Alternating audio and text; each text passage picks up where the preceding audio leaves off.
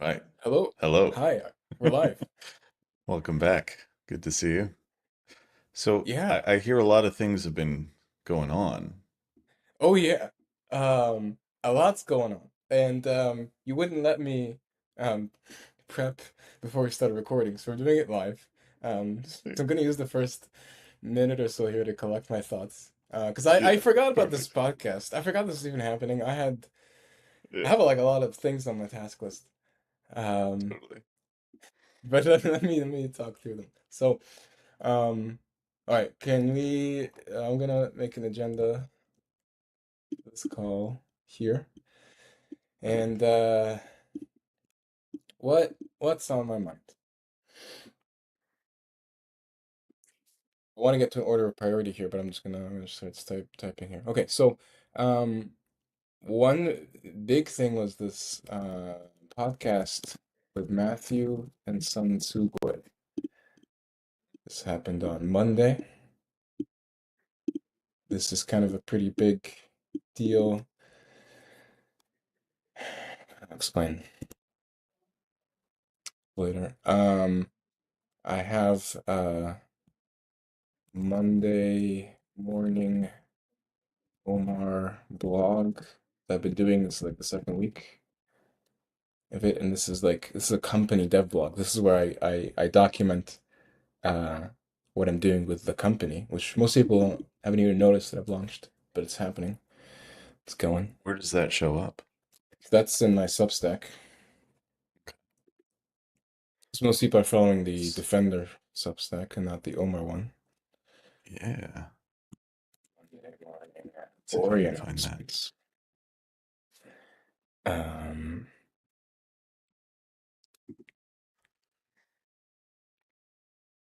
So there's so much more structure now than there's oh been. yeah. Oh yeah, that's the That's the thing. I feel like the Monday morning Ori announcements really was the first thing that kind of kicked off that structure. I'm and not sure if so that's I right. well then this is actually part of what I wanted to explain to you is like most people still don't see the big picture. Um, but it's the structure exists now and there's basically like three different venues where I'm just gonna put it like a social circle here too because it's connecting. Um, there's like basically like three newsletters that I write every week to completely separate audiences, uh, but it's part of one large cohesive thing. Um, and it's starting to take shape. And I mean, the reason this podcast thing is notable is because it is the first time I've sort of put it all in one place, which is actually kind of dangerous, I guess. But I'm taking a leap of faith here. We're doing it. We're doing it live. We are doing it live, and in fact, I'll put this here. This is an example of the Ori announcements. Um, Yeah. there's a lot in my highlights tab on Twitter. It's actually a good way to kind of scroll through and see the yeah, starting a company, and then we have this kind of keyfabe. Do you know how to pronounce that? Keyfabe. Oh, the wrestling thing.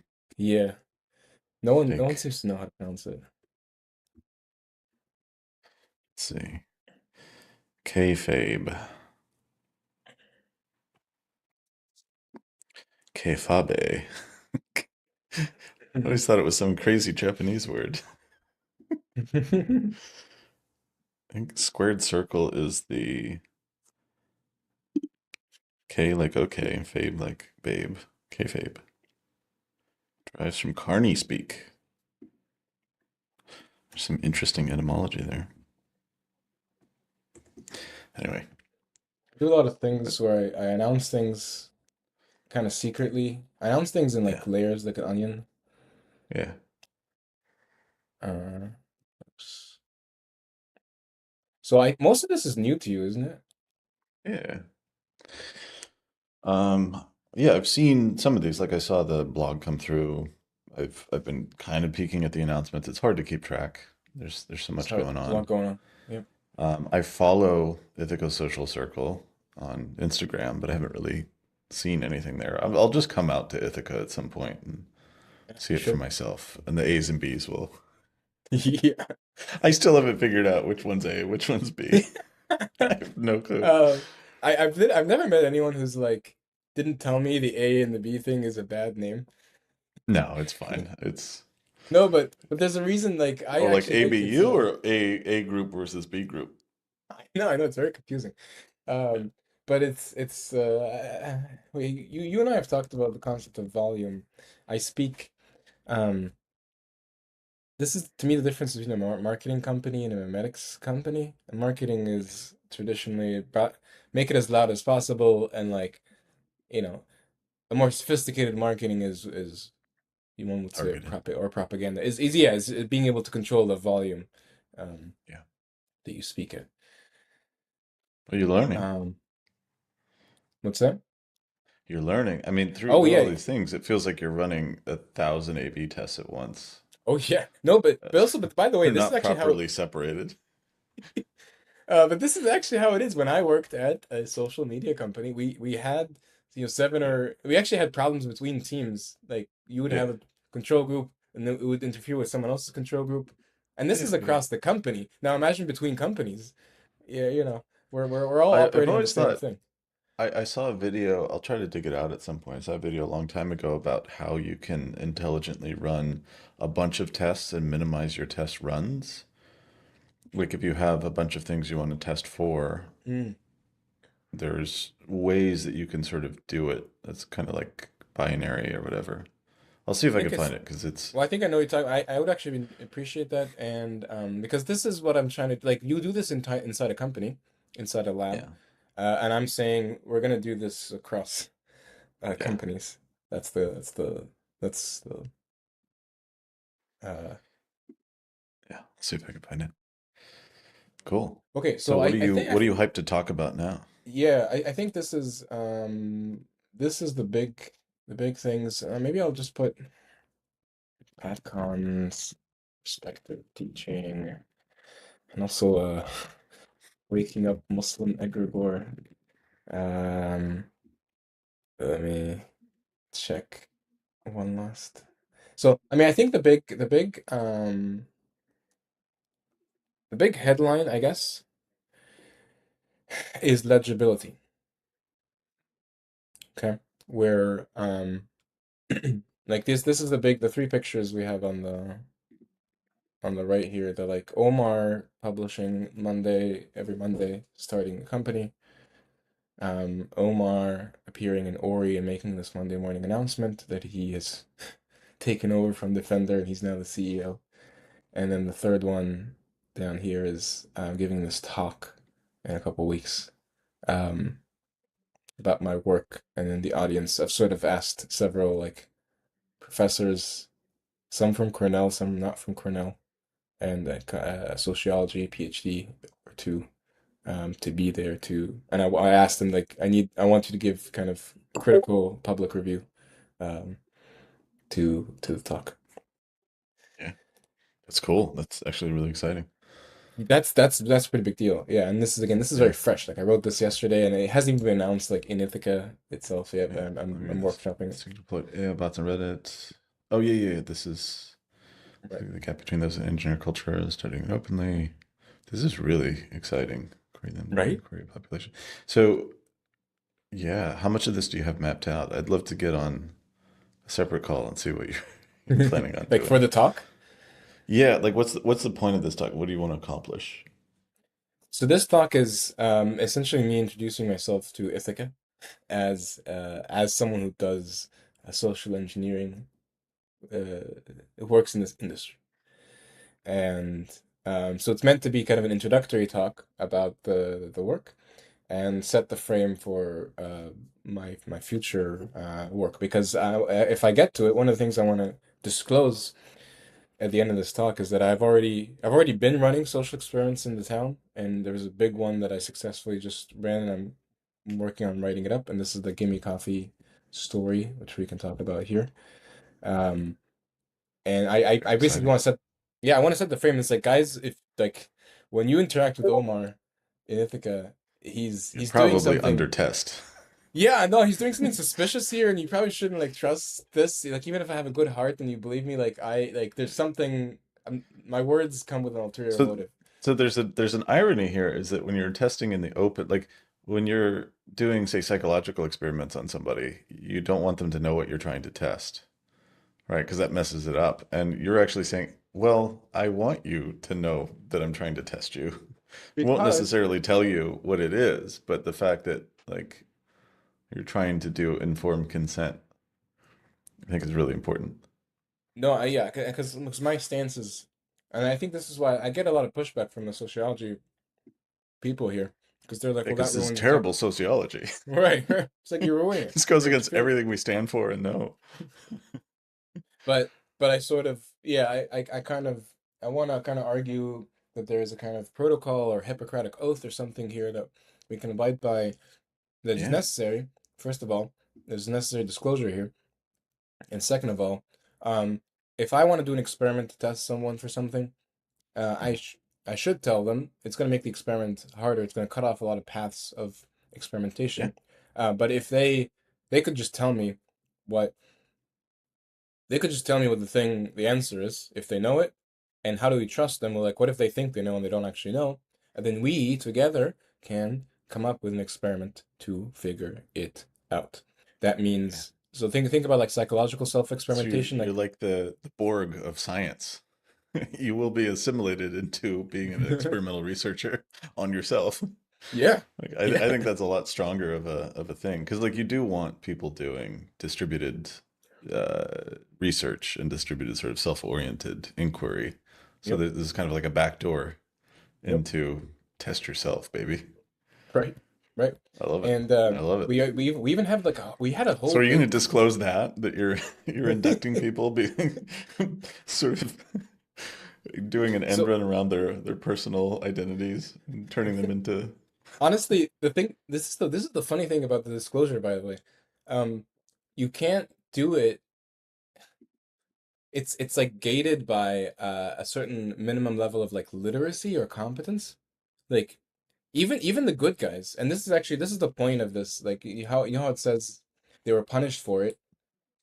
Ah, yeah. fuck. Even they were punished for it, even though they were doing it openly and for science, and like they were following all the things. In fact, these guys got an IRB approval. They went to an ethics board, and ethics board was like, okay, good, Yeah. this is the best. The IRB can't place like protect them from backlash. Yeah. So we follow Um, procedure. We don't give a shit about your yeah. procedures. How dare you? So I'm actually fixing something that like they were trying to fix, and I think I've demonstrated that I have the solution here, and I'm doing it, That and now it's that time to makes me sort of think you're publish it. probing the gap between what's ethical and what's moral. Moral Hmm. being, you know, the sort of fuzzy public perception of what's right to do and wrong to do. And you're like, hey, look, I can stand in that gap and actually lean on the moral side. I invite you in to help define that. I think this is like I think a big part of this is like the self determination, self authoring. Mm, Um, I love it. yeah, like you know, and I say this in the bigger podcast, but like I shouldn't do. I'm not. I shouldn't be allowed to do social experiments on other cultures and groups unless someone in there can like you can do your experiments on yourself. Someone I can do. We as a community can do experiments on ourselves. And if we're doing it across, then we can communicate like people who understand how this works. Um, can and I'm basically arguing for like a cultural ambassador um, sort of model. I actually think if Yeah. I get my way, I think it would be like illegal or at least unethical to study a population without explaining to that population what you learned about them. Weird. So this is a weird thing because actually, like, I'm actually saying I'm doing something weird where I'm saying the private companies, like the social media companies and propaganda, governments, etc. We everyone's like, oh, those guys are evil. They're doing it in secret and they're influencing us. But Yeah. I'm actually going even further. I'm saying even the sociology departments of the world who are doing it openly are not doing it right either, Yeah. because they gain predictive power over populations, but they don't ex explain that to the They're populations. accumulating that predictive power, but they're not sharing it forward. Yes, Yeah, yes, that makes but sense. they're not doing that out of like maliciousness. That's happening just out of in they don't know how to. It's a natural power Right, law, sort of. What do they right, call it? Preferential attachment process. It's like you're inherently accumulating power as you're accumulating knowledge, right. and you can't dump knowledge on a population the same way you can dump money on the Yeah. population. Oh Knowledge yeah. isn't fungible. It has to move through Right, sort of osmosis gradients, right, right.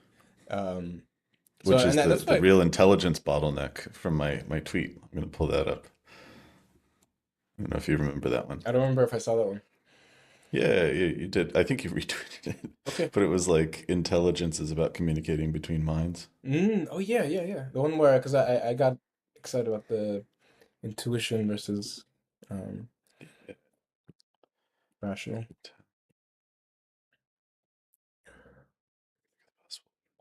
Jeez, it's not showing up probably in the chat. Anyway, yeah, so I think it's really useful uh, to go in this direction. I'm excited to see what happens when it reaches a certain Yeah, and I'll amount of tell you scale. like last time I was here, kind of like making the work coherent and legible and sort of growing it. Everything kind of collapsed. Um, Yeah, tell me about that. I mean, it sounds painful, so we don't have to go all the way into it. um, What happened? I think that let me just say I think we're ready now. Is my claim, and I'm trying again. You're asking what happened.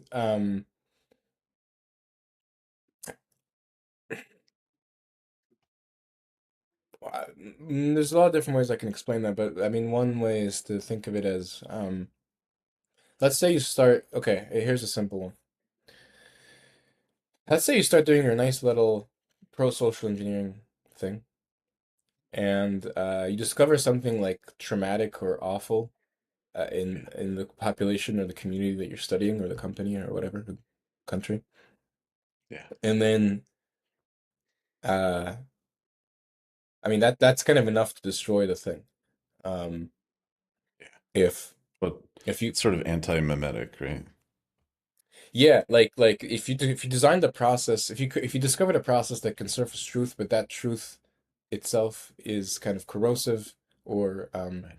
kind of explodes the thing, kind of shoots the messenger sort of thing, um, then the project fails. Since then, I've So been that doing happened. it, yes, Okay. and so since then I've like okay, well like clearly this is dangerous and it will happen again if we just keep going the same way. So how do I do this? Like this is actually one of the trickiest things. I would put this in the Hippocratic Oath Yeah. protocol thing. But I'm gonna say it to you, and then it should sound crazy and an impossible standard. But before you embark on your scientific pursuit, Right. you must first know um, what the effect will be of discovering the thing on the population. You gotta know that unknown unknown. You got to know before you know. Yeah, It's like unknown yeah, squared. It's like you don't know what you're gonna discover, but you have to you figure need out how that's gonna affect them. But it's exactly. like dark matter, right? Because it's like you can Yeah. see how the population is shaped around not treading into that thing. Yes. So you can almost you at least know the shape. You don't That's know how everybody individually is going to react to it. There's a lot of the potential ways that things can blow up. and I so I've I've known a lot of people with trauma. I think everybody has some degree, and like most of us find really good ways of like having a coping strategy that keeps it stable, right? And the question of like how do you dissolve that coping strategy and kind of release that trauma? There's there's ways that are incredibly destructive. It's like nuclear explosion. And then there's ways that are like, well, we'll bury it underground and wait a couple thousand centuries. And then there's ways where you're suiting up and you're trying to make sure that you're not going to get exposed or there's going to be any uh, radiation backlash, whatever. And so like I think that goes along with what you're saying. It's like you do have It- to understand yes. the the potential damage that could be caused, and then guide your inquiry is a way of like I staircase, stepping down into that and bringing the people with you. this is essentially it. So it's like before I yeah yeah, and then again just to say it again because it sounds crazy, but this is the method. Before you begin asking any questions, you have to have already known what is the probable, most likely answer. What are the answers that, if discovered, would be really bad? And Hmm. even if that were the case, how do you stay? Yes, I like this what you said about staircase. How do you approach it? Um, because there's an inevitability. Like you can't change what's true, right? Hmm. But you can change.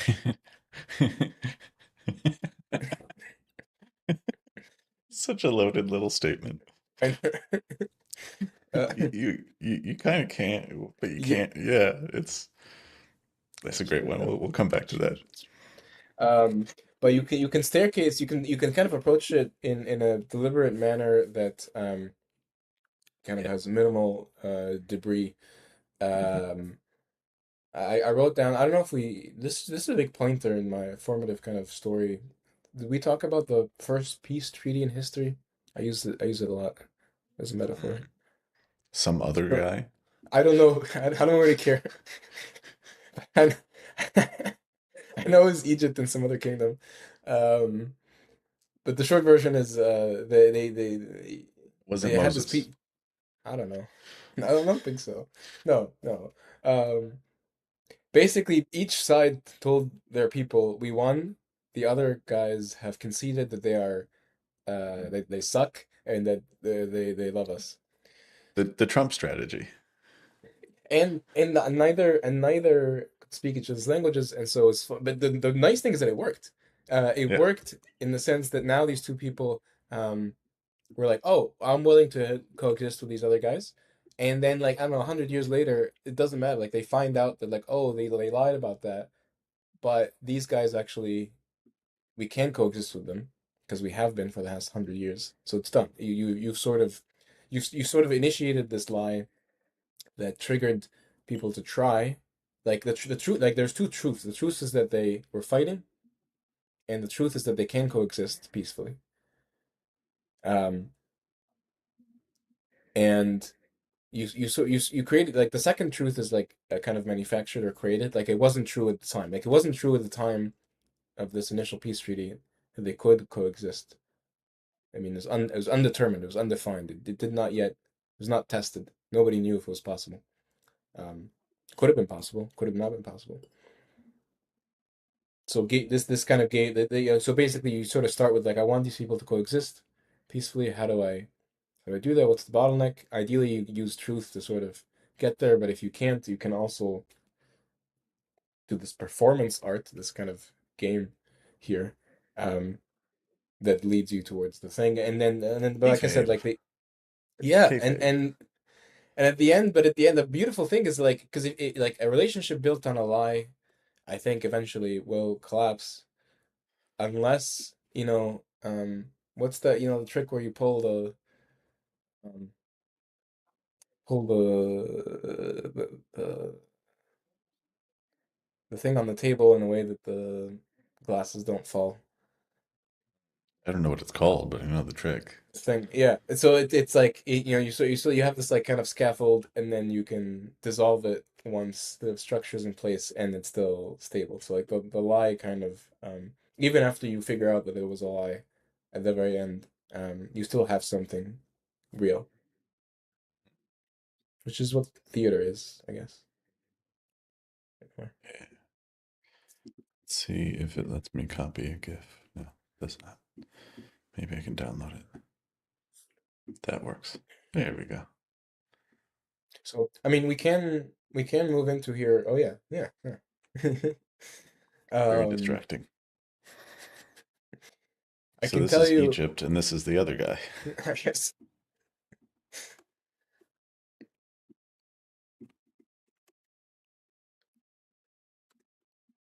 I don't know if I'll have time in this talk to explain this, but I eventually want to. This is what I was supposed to do today, like write up this Gimme Coffee story. This is a experiment I did in Ithaca as kind of a. I mean, it's the widest social experiment I've done. It's a thing I regularly do on the internet, but I've never done it in real life. And if I've done it in real life, I've done it in like my friend groups. So this is the first time I did it in a way that was like public in the town, um, Yeah. and Can you extended tell me beyond what my it friend group. is? Yeah. It starts with I have a little.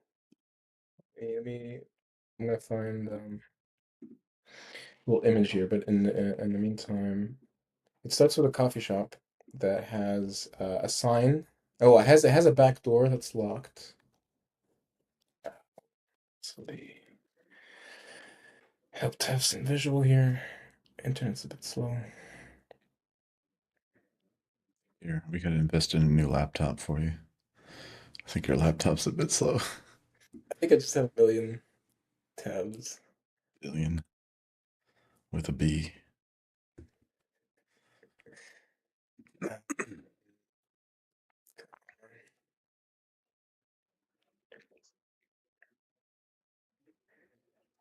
Many cool little things going on. Like Visa retweeted uh his tweet from a couple years ago where he's like, uh culture wars are downstream of the media tech nation dropping paratrooper baneworms inside the OODA loop of whatever, whatever. Did you see that one? uh, maybe I saw it a while ago. And then TVPN was purchased. Yeah, I saw that. Yeah, it's Okay, just, I have it. Do you want to zoom in?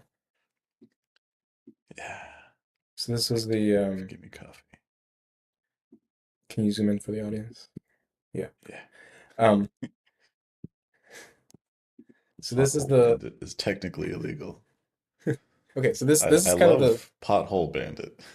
oh Okay, yeah, okay, sorry. let me Continue. catch you up here. So this is the whole so I gave a talk, I gave a public talk in Ithaca, New York. It's like 40 people or something in the room. Um, but I told a bunch of people also about it afterwards. Okay, so the talk was titled "The Back Door of Gimme Coffee." This is a coffee shop here, and this kind of slide is a amalgamation of all the slides. So it's the door is that door in the top left. This door is locked, Locked. and it's been that way for a year. Yep. And the premise of the talk was that I'm sitting there every single day for a year because I work there. It's like my office, like my co-working space. I watched like at least two or three people attempt to exit through that door or enter, and they first like push from one side of the door, and then Yep. they like confused that it's locked, and then like maybe I'm pushing on the wrong side, so then they shift to pushing on the other side of the door, and it's still locked, and they look even more confused, and they like look around, and I look away because they look cool, embarrassed, and then they walk over to the other door to get out. Yeah. It always happens in that sequence. For one Yep. side, second side, and I know like I turn my head because they look around to see if anyone's watching them because they feel embarrassed. And I always look Yeah. away. And then okay, so I'm watching this like every single day for like for a year. Um and I'm You like do. what do I do about this? Am I supposed to do something about this? Whose responsibility is this?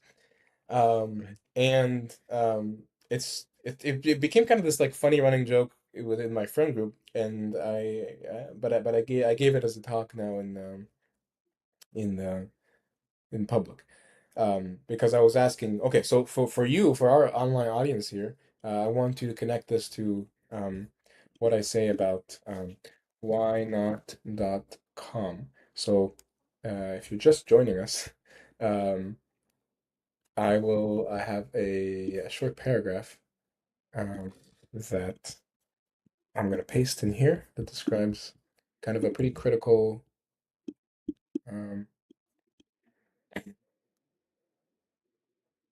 piece of the Defender social engineering project. Do you mind if I explain it, or do you want to? Please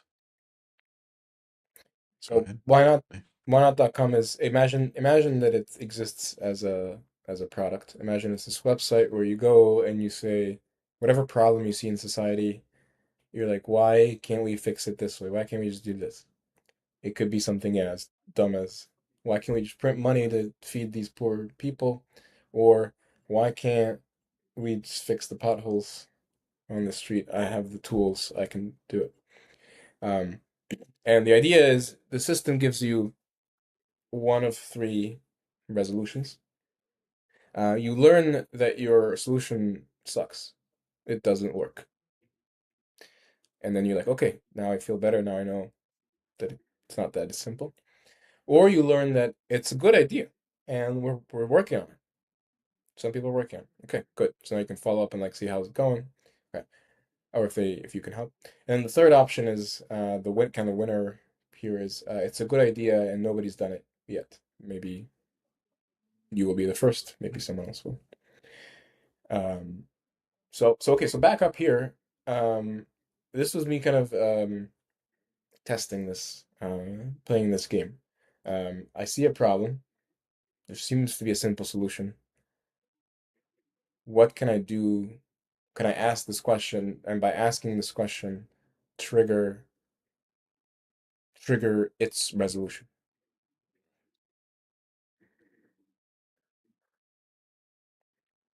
Yeah, actually, I like that you put the Chesterton's fence here because one way I've described my work is like someone needs to be we need to Fence fund someone checker. whose job. Yeah, yeah. Poke the fence and see what happens.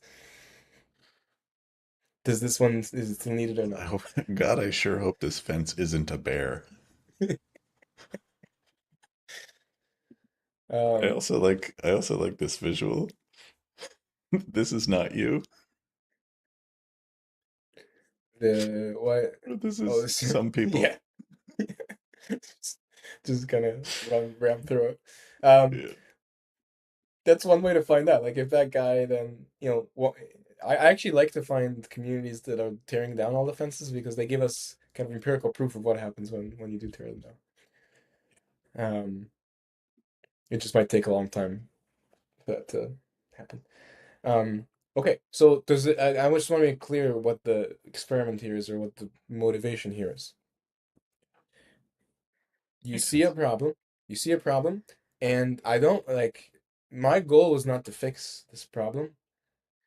Mm, My goal was to test the system, this whynot.com game in Ithaca, and to see what happens. Because to me, any of the three answers would have been satisfactory as long as I right. knew that they were right. Um, so what happened was that it actually worked exactly as I hoped. So I triggered the question with this public talk and these slides, and it triggered sort of this computation across town for what the answer might be. Um, a lot of people kind of put it in the first category, the last category where they were like, because they asked me like, have you talked to anyone at the coffee shop? You're out here Right. doing this big public talk about this little door. Yeah. Have you tried talking to That's them? hilarious. Yeah, like I was actually kind of like because they called me out on stage. Um, Yeah. they're like, Omar, what the like? Because also I'm like kind of making the cop shop look bad because I'm like all these guys that have this problem, and they're like, well, have you Yeah. have you talked to them? And I was like, no, I'm like shy. I don't know who to Yeah. talk to. I don't know. I've never done this before. So Yeah. I kind of Yeah. and I think it was very vulnerable. I'm the talk guy. I don't confront Yeah, people. I don't do That's things. Yeah. somebody else's job. So and by the way, because like this is also kind of risky because this is like a an unskillful version of this would be like gossip. Like, and actually, someone else called me out on this like privately afterwards. They were like, they were like, if you're actually trying to fix things, you should go, disclose it to the person.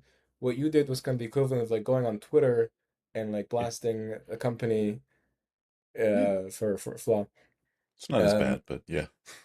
well, and I was like, I'm aware of that actually, and I'm actually doing this. I'm designing.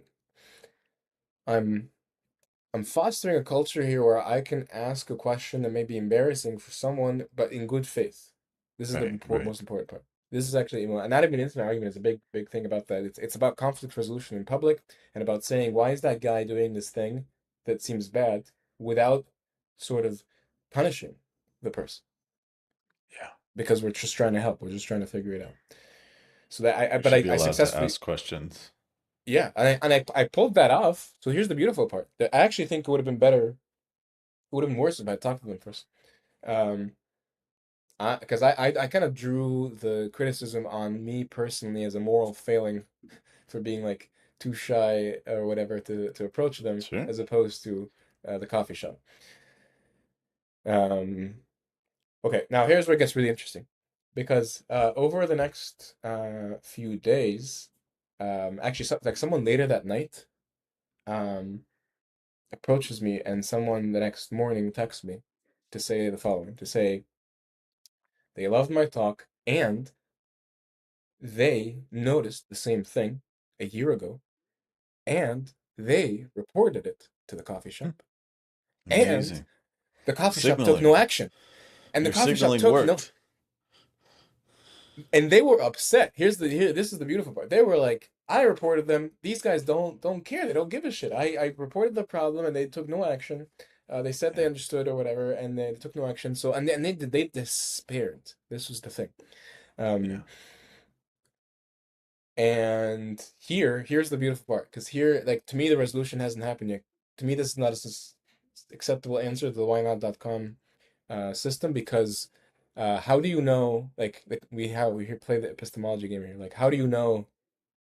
Um, like in their case, basically, it was the answer was like the corporation is malicious, in that they heard, they understood, but they chose not to for no good reason. Um,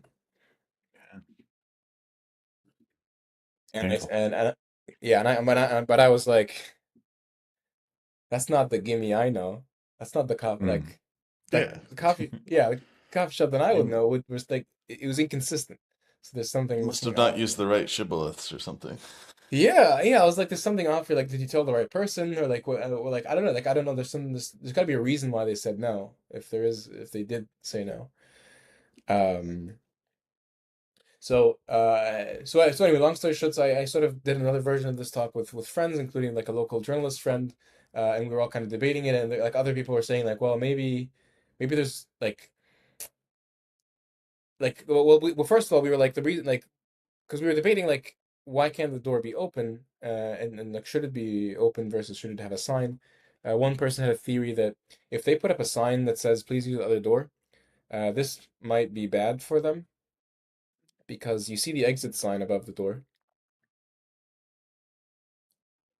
So it's like maybe the door is not supposed to be locked. That's a fire hazard.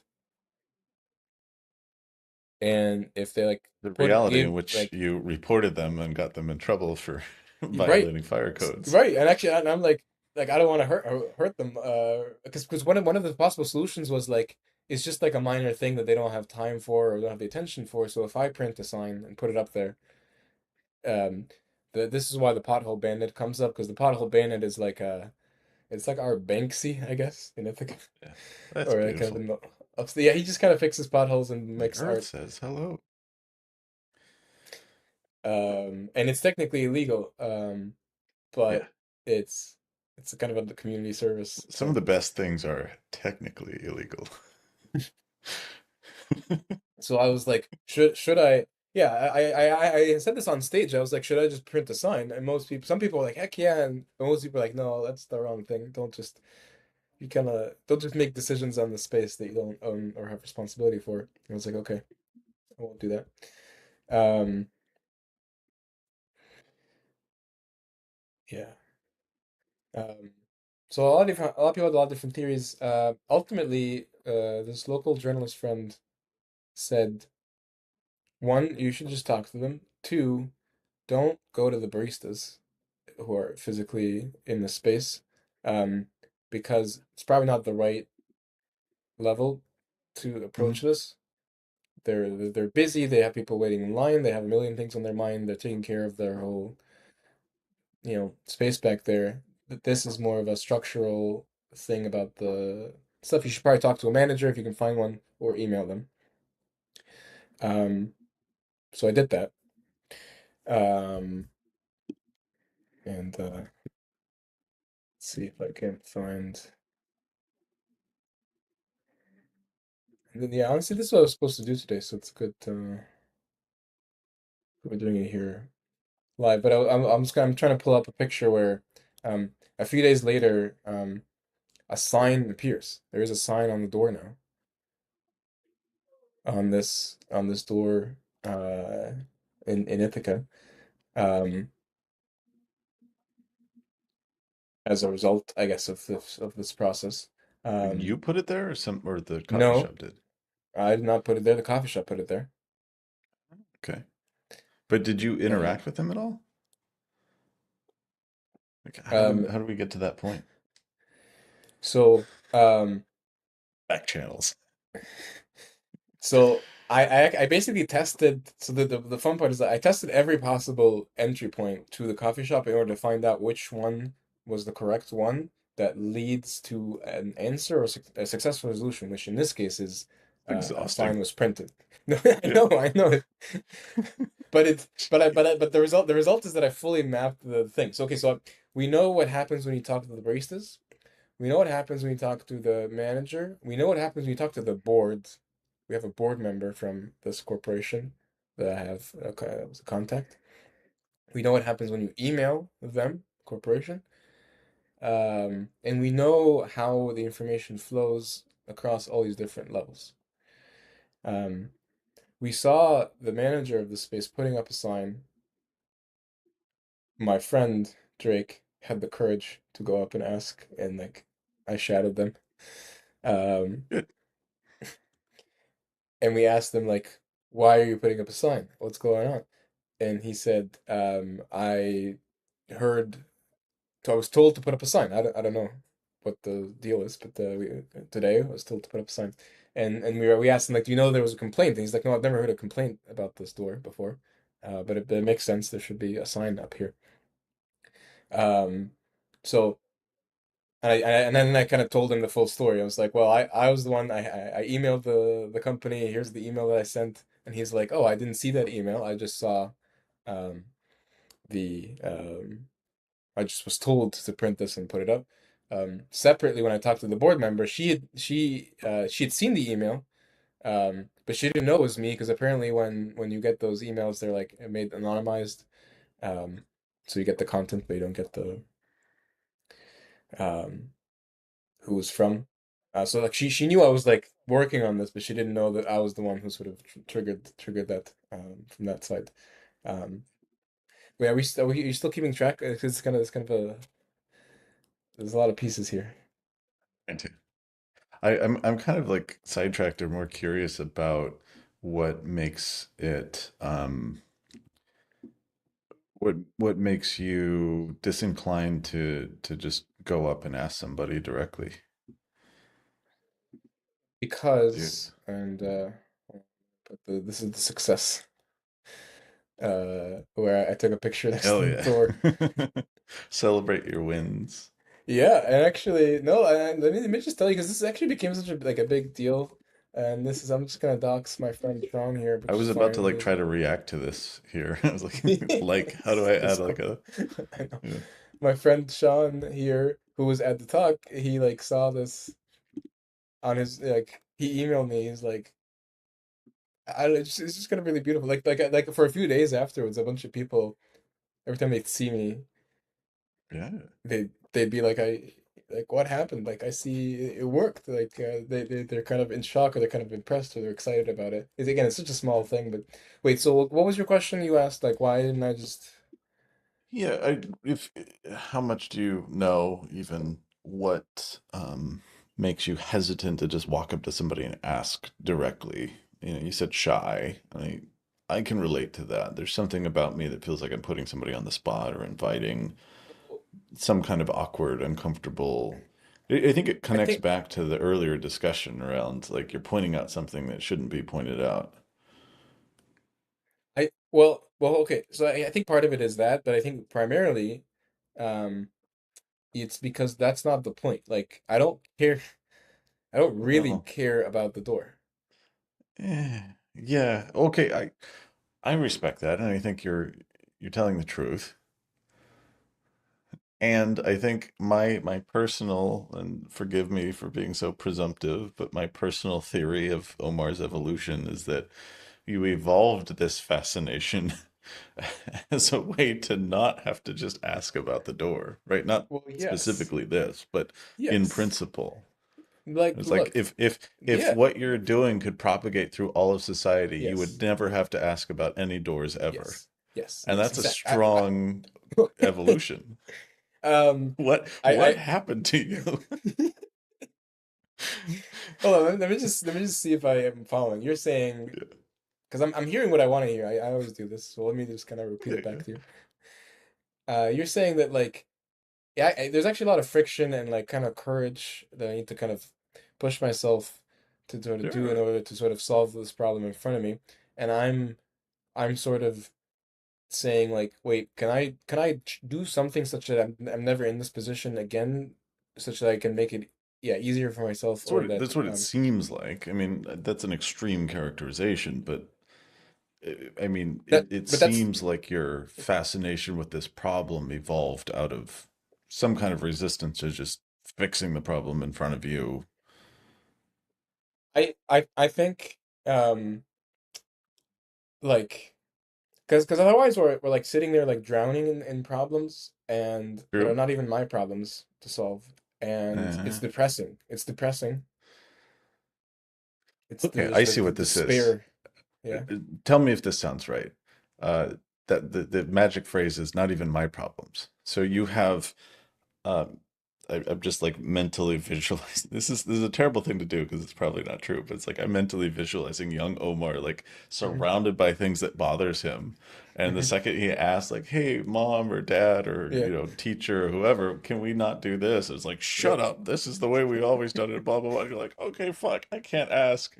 And so it evolves up from there. It's like I need to get these fuckers to do things differently, and I can't do it by just asking. So I have to reprogram society. And in some Battlefield. regards, if that's the thought, like I think that's true. Like asking um them to fix the door doesn't fix every door in the world, right? And there I might be I some th- little Omars trying to get out the back door right somewhere. no I think this is it because I afterwards I'm talking to the manager and he's like yeah it makes sense there should be a sign there and he was kind of telling me that like Yeah. there's a lot of different like I actually remember how this came about, but he was saying that like we're kind of making it up as we go. We're not sure like Yeah. how the real way to run the Just as our space, and parents were. yeah, and we were talking about like different like there's different branches of this coffee shop and how like they all even between them Mm. they don't often necessarily like share solutions because like everyone's just trying to fix again what's in front of them. Just as our Um, parents' generation was. um, so I think this is it because I mean you can see the same patterns in my like job.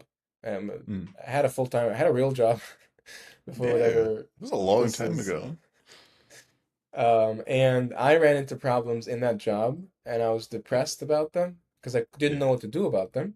It's literally the same thing. This Yeah. door means the world to me This because door is my whole world, man. this Don't door is worry. my life now. Actually, everyone's like, "Won't shut up about this stupid door." Fucking But locked it's the doors same thing. Like, everywhere. let me tell you, I'm sitting at work at a real job, a software engineer, big Yeah. company, and I'm running into problems and I don't know what to do about them. And I see suffering every day and I'm suffering and I just have to work around it. And I'm like, I don't understand why we can't fix it. And I talk to other people and everyone else is okay. Listen, do you see how this is a pattern? Everyone else who I tell the story to, and I'm not talking about the door anymore, I'm talking about employment at Yeah. work at a big tech company. Everyone else is like, yeah, someone should do something about that. I'm with you. I tried, but nothing happened out of it.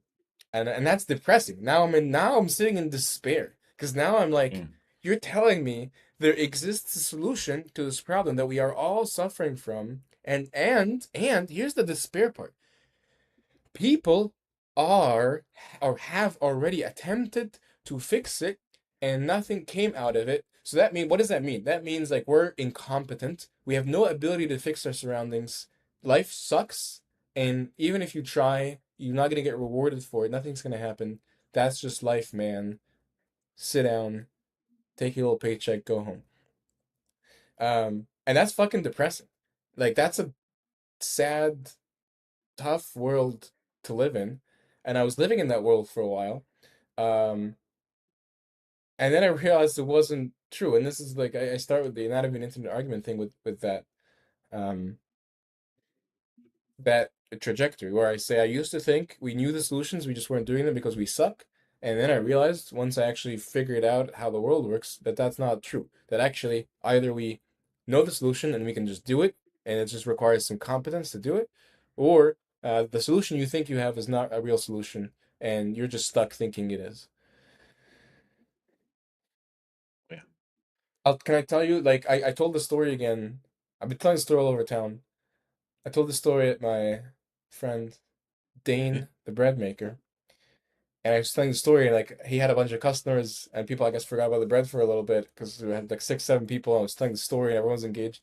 And I'm telling the story, and I'm telling the ending, and I'm saying about how the manager at Gimme, they once they heard about the problem, they fixed it, and he said, I told him, he said, I've never heard anyone complain about that door before, and a man, an old man in the back, was like, I mean, I'm making it more dramatic, but I think it was actually that dramatic because he felt very strongly about it. The man interrupted me, my story, to say, they're lying. They're Lying. The lying person who about that. said I've never heard it? The the Who's so the guy so the guy in the bread in the bakery, yeah. in the a guy in the audience in the bakery interrupted my story to say Yeah. that the coffee shop I've is never lying seen about. anyone complain. Oh, okay, okay. The coffee shop says we've never heard complaints. The Yes. bakery guy's saying like they're fucking lying. They have Yes. heard complaints. They Yes. just Yes. lazy or Yes. don't care. So this is so this is like and like so it's just it's beautiful that it's like a very small corporation and it's a tiny problem nobody really cares about. But this is the you know, zoom out here and think about the Oh, big you thing. This missed is number 1.5 or 4. It's a great idea and somebody's profiting or inconvenienced by the solution. no, we can't say that. No. Oh, okay. We're not allowed to conclude that. We have We don't to. say that. I'll What tell is you why the later. plausible deniability? Uh, I mean, That's you're that triggers describing the immune response. blood on the Yeah, there we clock go. tower Yeah. here, which we can get into in a second. Because that is yeah, that is Number option 4. 4. But this is it. I'm sitting there and I'm telling this like beautiful story of a wholesome resolution by a corporation that was told about a problem and they fixed it. The thing is that they fixed it. They did the good thing. But they're now Yeah, being punished. Now they're being like slandered. aligned. This is Yeah, a yeah, libel here. This man says, "Do not trust the corporation. They are lying to you." right. They were Sort of told, punishing them for doing the right thing. and he's a witness. This is the thing. He's not lying either. He is telling me, I know they're lying. How do you know they're lying, sir? I just love like I really want to like make a little comic out of it because I'm like I paused the Yeah, story and I told everyone like hold up everybody. You sir, come forward.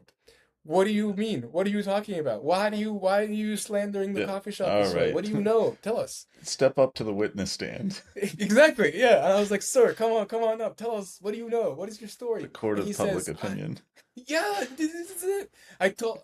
Okay, but you see where this is going. The next time there's a Yeah. big scandal in town, I'm gonna do this. We're gonna be like, let's figure it out, You guys. you could sort of look at Um, it as like we see lawyers as people who are like supposed to spin and twist the truth, but you see it as like lawyers are midwives for the truth. They're like yes, trying to shepherd it into the courtroom yes. through a lot of In fact, confusing and sometimes incorrect, in fact, incorrectly interpreted I evidence. think assigning a lawyer to a guilty person helps you find truth, doesn't distort it. Like I think in the same way people think Yeah, yeah, yeah. marketing is lying, and I'm like bad marketing is lying. Good marketing is convinces you of Yeah. the good thing.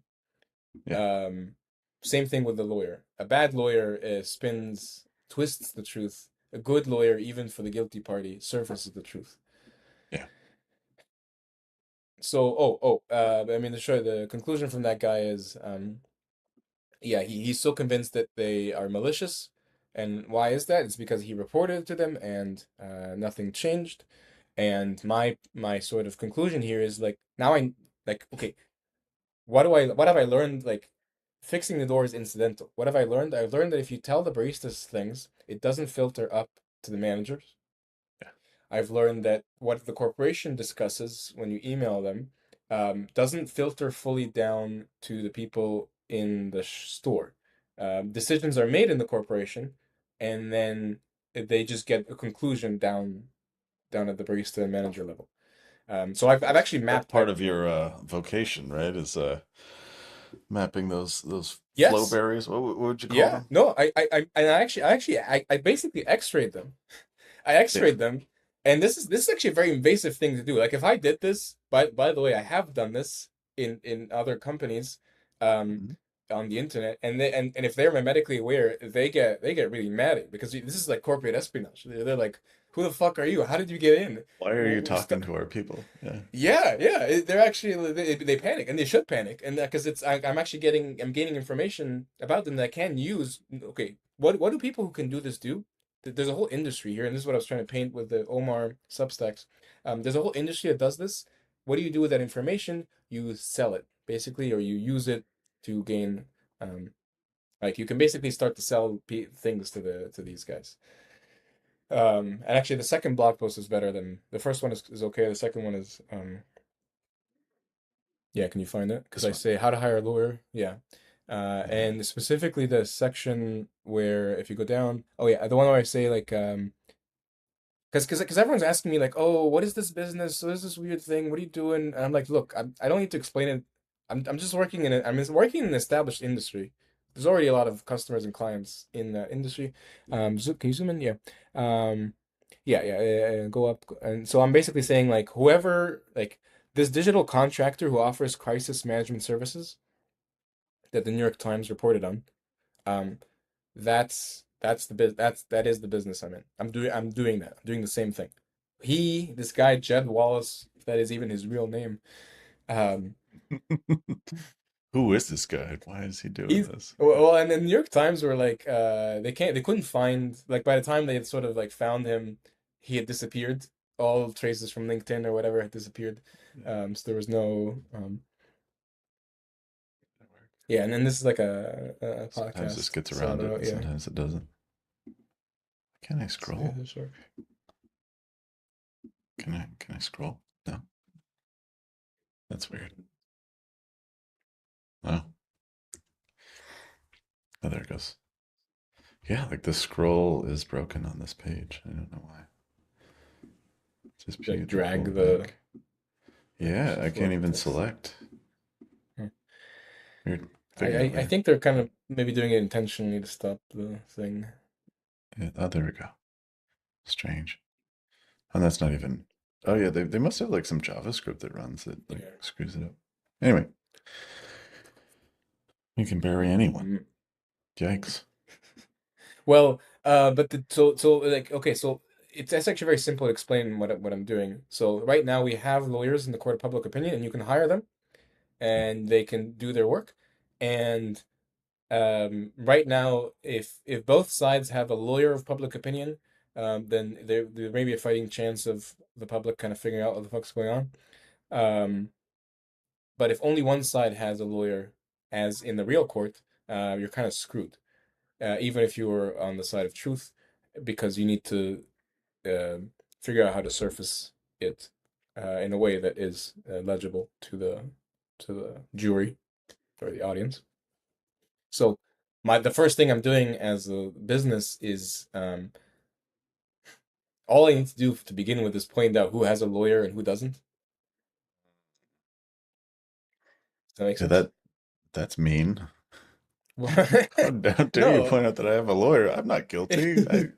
I'm just talking to this guy, Well, you know, like that like, but that's the like. First of all, people. The reason people like even good people who hire these companies, don't want to disclose it because Yeah.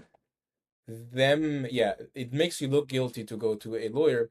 But I'm like, that's fucking stupid. First of all, if you're guilty, you need a lawyer anyway. If you're not guilty, you also need a lawyer. Like, it doesn't, so like destigmatizing a sort of pulling that out of the shadows and into the light, Yeah. and it's like, hey, this honest guy has a real product or a real case or whatever, and he needs a lawyer to a truth lawyer or like a public opinion lawyer. um so it's normalizing that, and then showing how often some one guy with a lawyer beats a guy without a lawyer, even, and that's not good because we My don't actually lawyer know could what's beat true. up your lawyer. Yeah. um and I mean, obviously this is like, it's a good what's the word, job security. I think this is why, like, often this thing has had a lot of resistance. It's like, if nobody has any lawyers of public opinion, then we can just do things organically and naturally. But if one side has lawyers and forces you to also, so Makes I sense. mean, I get it, but we're here. We've been here for a while. We actually can wrap up. Wait, how much time do you have? I have a little more time, but might be I think good to I think wrap this is a good up and wrap up just time. do it again Let's next wrap up. week. Let's wrap up with two pieces, which is the Blood on the Clock Tower and the Parasite. So, I'm gonna give you Do you have that this. handy? I do have it Imagine a handy. parasite. I'd like an Yeah, explanation because I read it and I kind of understood it, but I felt like there was something very specific you were trying to refer to. and it was also kind of cute because one of the guys I tagged in this, who's actually the host of the podcast, he got I offended him because he thought I was calling him a parasite. It's bottom left. Mm. No, there you He was like, "Wait, did you find it?" Yeah. go. He was like, "Wait, are you calling me a parasite?" I was like, "No, no. I'm just think this is like context for the conversation I want to have with you. Like, you're not the parasite." Um, but What's I just the, thought that was can we get a yeah. link to that podcast too? It's not out yet. Oh, We're editing it. okay. It kind of would.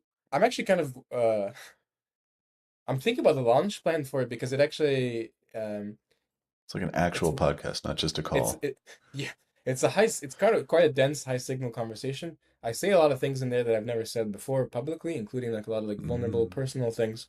And I'm actually wow, considering like, should I paywall those parts, because I don't actually want it fully out yet. I'm not ready for that. makes sense. Um I say start by or dropping clips. we might do that. We actually like sort of like hired one or two people to sort of edit it or sort of time. So like it's kind of it's me experimenting with like doing things at a higher level of quality. Um so okay, let me explain the parasite thing, and this will be a wrap up. So um and it's related to the bell on the clock tower thing. So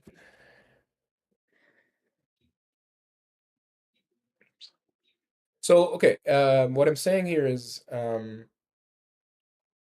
you're refreshing. Okay. What I'm saying here is imagine a landscape where you have entities that some of them you trust, some of them you don't, some of them do good things, some of them do bad things, and you're trying to figure out like, who do you work with, who do you cooperate with, and so on.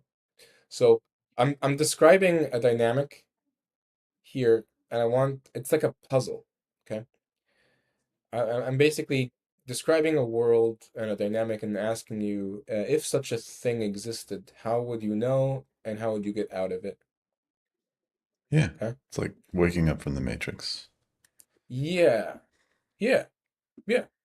Um, and the particular interesting thing here is that basically the good guys who want to help you are going to cause you pain. No way around that. Yeah, I remember that scene when he Um, pulls the the tube out of his throat and gets ejected from his little pod. yeah. Well, but even the part, and I don't know, I actually want to watch The Matrix again to now that I've woken up. The last time I watched it was a small child. Um, but the extra piece here is because what's the answer? You might think I used to think the answer is simple. Oh, just go have high tolerance for the pain. Accept the pain because that's the path to truth. Like when you give me the red pill and the blue pill, the truth or like the false delusion, the nice fantasy, it seems easy. The right choice is easy, right? Just pick the truth, even if it's painful. And that's what the rationalists are. I always pick truth. Uh, but I never there's a have. problem. There's a problem with making this decision based on which one is painful. You're like, this one's painful, so it must be the true one, so I'm gonna go with that. The Wrong. problem is you now there's a third option here where it's like it's painful and it's still a lie. Like you're Yeah. still being robbed and stabbed. Like you either be robbed and like made to feel delusionally good, or you're robbed and stabbed, or you're just stabbed, but that's because it's a necessary consequence of healing. Um, so you're stuck until you figure out when is this guy stabbing me because he's helping me, and when is he stabbing me because he's pulling the parasite off of me. Oh, wait. So robbed and stabbed versus just stabbed? Yeah, yeah. But because yeah, let me think about it. Yeah, robbed was stabbed. It's just stabbed. Versus and the third option is you don't feel any pain, but you're robbed.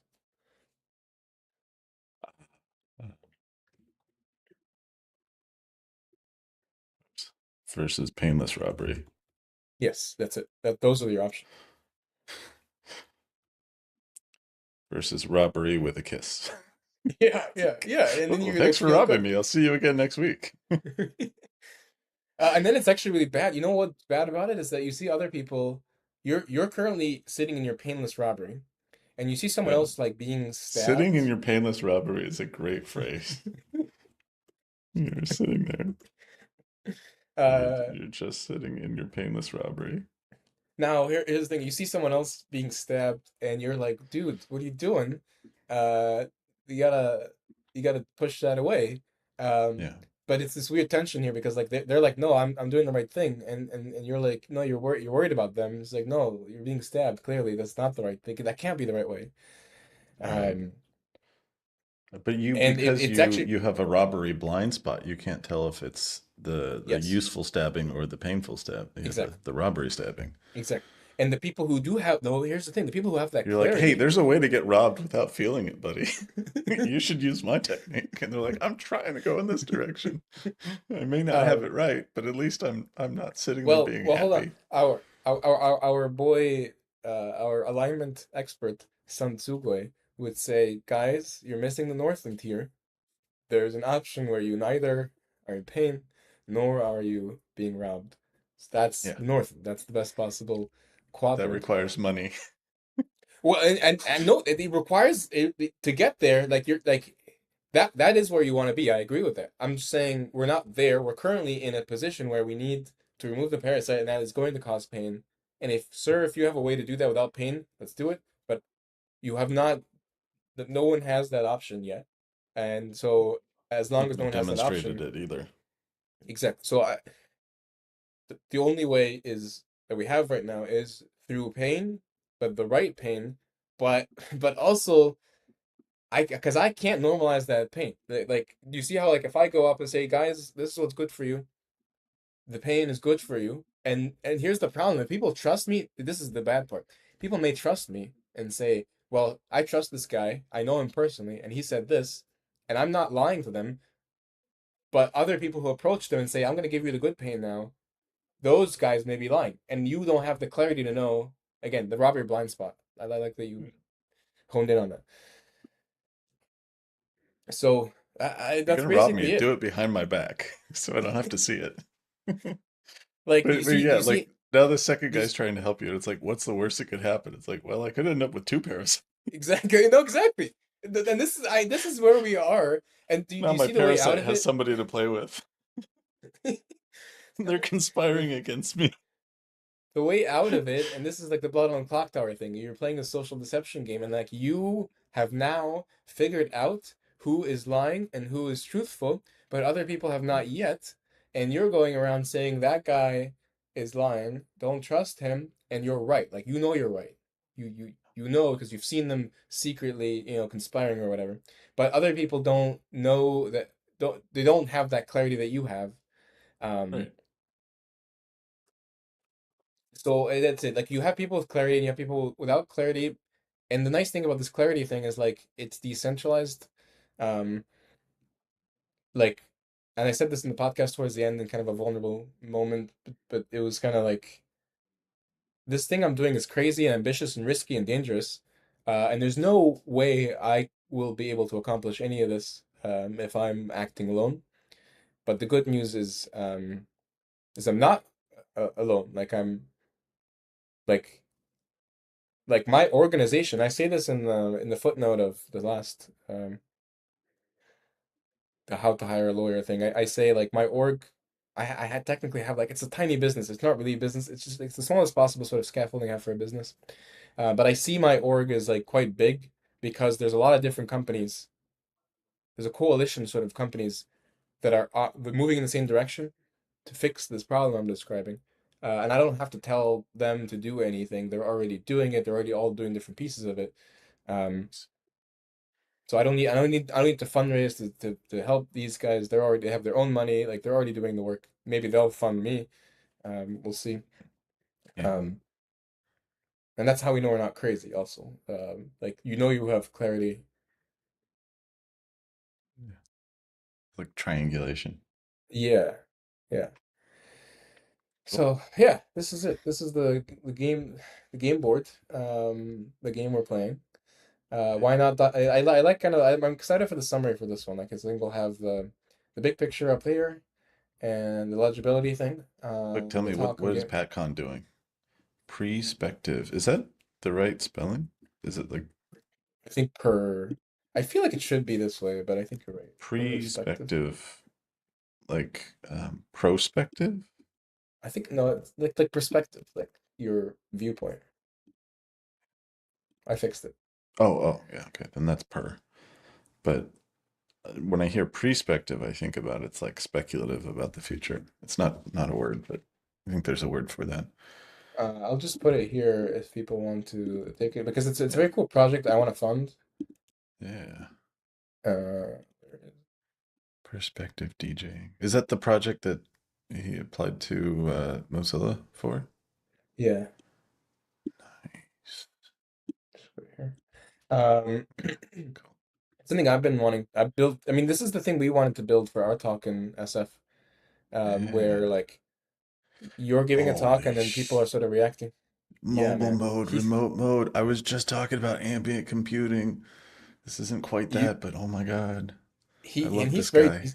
he's amazing. Yeah, I think you Oh will love him, and he's very yeah. deep into it, and he's actually making a ton of progress. And we're not even like I'm like the world isn't ready for this. Like Yes. I'm the ready most for this. basic. I've been ready. I was born ready for this. You're you're ready, but I tested the basic version of Oh it my in Ithaca on stage, actually in that same God. night, and it blew people's minds. And this is like the most basic Fuck version. yeah. And PatCon's like, wait, I have like 7 more features, and I'm like, Yeah. we're not like Dude, you gotta I need pace.